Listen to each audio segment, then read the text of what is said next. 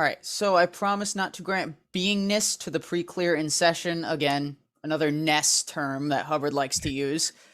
You Uh, notice? Huh? could you describe in quickly what beingness actually means? Could you clear that word for us? Yeah, sure. Beingness. So a thetan can't help but be.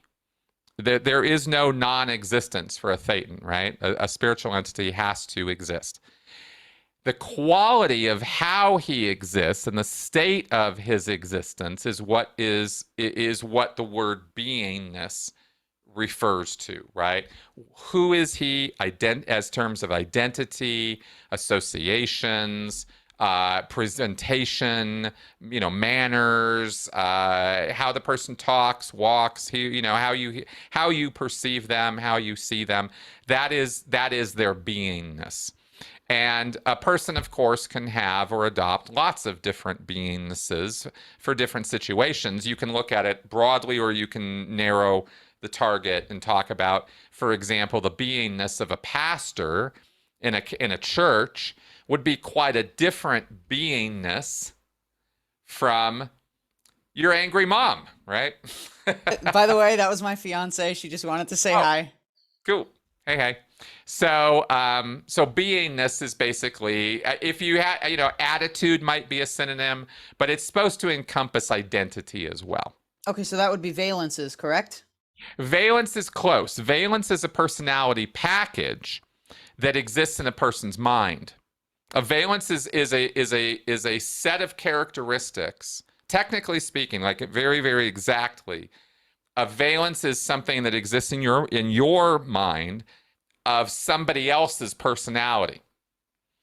So, what you imagine your father's personality to be, all the characteristics, identity marks, ways of talking and speaking, language, mannerisms, all of that, as you understand it, is your father's valence. And you could adopt your father's valence, go into your father's valence, start acting like your father. But of course, you're only going to be as accurate as you've perceived your father, right? And you're not really being your father, you're being your idea of your father. That's what a valence is. Okay, so if for whatever reason I were to walk into a Scientology org, so I'm assuming they would not consider me out of valence for being trans. Is there another term for that other than being Oh, 1-1 on no, the no, you tone would. scale? No, you. There is a lot of terms for it, and out of valence is absolutely one of them. Okay. Yeah, because this whole trans thing, according to Scientology, is you being out of valence. You're being something that you're really not, according to their way of looking at the world. Now that seems kind of like they're trying to read between the lines of Hubbard's policies and bulletins because there weren't really trans people back in the 60s, or at least they weren't out nearly as much as they should be. So how do they pull out this interpretation for this specific circumstance?